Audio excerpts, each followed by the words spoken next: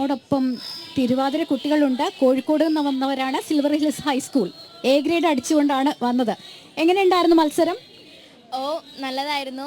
കുറച്ച് ഇതായിരുന്നു, പൊതുവിൽ എങ്ങനെ തോന്നുന്നു? കോഴിക്കോട് എന്താണെന്നറിയോ, സ്വർണ്ണക്കപ്പ് കോഴിക്കോട് ഇങ്ങോട്ട് കൊടുത്തു വിട്ടപ്പോൾ മേയർ ഉൾപ്പെടെ പറഞ്ഞത്, നമുക്ക് ജനം ടി വിക്കൊക്കെ പ്രത്യേകം ബൈറ്റ് നിന്നിട്ട് പറഞ്ഞത് തൽക്കാലത്തേക്ക് തന്നുവിടുന്നു, തിരിച്ചു കൊണ്ടുവന്നു. നിങ്ങൾ അത് തന്നെയാണോ പറയുന്നത്? ഇത്തവണ ഈ കപ്പ് നിങ്ങൾ തിരിച്ചങ്ങോട്ട് കൊണ്ടുപോകും? വീണ്ടും കൊണ്ടുപോകും, ഞങ്ങൾ തന്നെ അടിക്കും ഫസ്റ്റ്, കോഴിക്കോട് തന്നെ. അപ്പൊ അതിനൊരു മൈലേജ് കൊടുത്തുകൊണ്ട് നിങ്ങൾ എ ഗ്രേഡ് കരസ്ഥമാക്കി എന്നുള്ളതാണ്. ഇവിടെ ഒരു അടിപൊളി പെർഫോമൻസ് ആണ് കാണാൻ പോകുന്നത്. നേരത്തെ നമുക്ക് ചില കേന്ദ്രങ്ങളിൽ നിന്ന് അറിയാൻ സാധിച്ചത് ഇവരുടെ തിരുവാതിര ഗംഭീരമായിരുന്നു എന്നാണ്. അപ്പോ നിങ്ങളുടെ റിസൾട്ട് വന്നോ? ഇപ്പോ എ ഗ്രേഡ് ആണ്. ഗംഭീരം. അപ്പോ തുടങ്ങല്ലേ? നാളികേര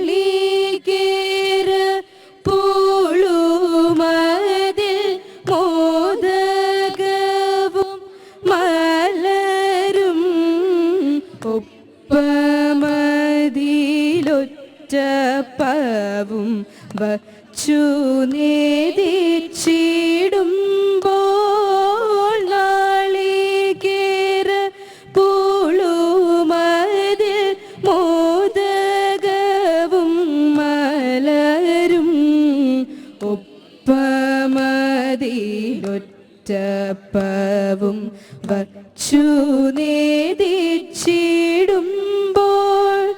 മോദമോടെ അരികിലായി വന്നണയു നാദ ഉള്ളുരുകി വണങ്ങുന്നേ ഏകദന്താദേവാ സിദ്ധിയും സൽബുദ്ധിയും തന്നരുളു ഗണനാഥ സിദ്ധി വിനായക ആ കൈതോഴുന്നേൻ ദേവാ കൈതോഴുന്നേൻ ദേവാ. വളരെ നന്നായി. അപ്പോ നിങ്ങൾക്ക് ഇനി മത്സരം ഉണ്ടോ? ഗ്രൂപ്പ് ഡാൻസ് ഉണ്ട് ഞങ്ങൾക്ക്. ലക്ഷ്മി ചേച്ചി, ഒരു കാര്യം ചേച്ചി തിരുവാതിര കളിച്ചിട്ടുണ്ടോ?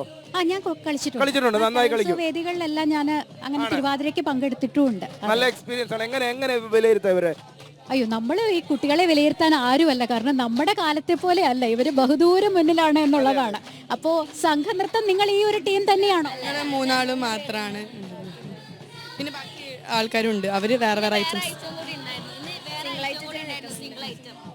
അപ്പൊ അത് കഴിഞ്ഞിട്ട് ഇങ്ങോട്ട് വരുമല്ലോ അല്ലേ സംഘനൃത്തം? എന്താണെന്നറിയോ, ഭയങ്കര കളർഫുൾ അല്ലേ സംഘനൃത്തം എന്ന് പറയുന്നത്. അപ്പോ സംഘനൃത്തം കഴിഞ്ഞിട്ടും വരിക. അപ്പോ കപ്പിന്റെ കാര്യം നമുക്ക് ആലോചിക്കാം. അതാരോ, കാരണം ഞാൻ കൊല്ലംകാരിയാണ്, എനിക്കത് പറഞ്ഞേ പറ്റുള്ളൂ. ഇപ്പൊ രണ്ടാം പോയിന്റിൽ അല്ലെങ്കിൽ രണ്ടാം പോയിന്റിൽ നിൽക്കുന്നത് കൊല്ലമാണ്. അതെ, രണ്ടാം സ്ഥാനത്ത് കൊല്ലമാണ് നിൽക്കുന്നത്. അതെ, കോഴിക്കോടല്ലേ? നമുക്ക് നോക്കാം. ചെറിയ പോയിന്റുകളുടെ വ്യത്യാസം മാത്രമേ ഉള്ളൂ. എങ്കിലും നമുക്ക് നോക്കാം. അപ്പോൾ എല്ലാവർക്കും നന്ദി, താങ്ക്സ്.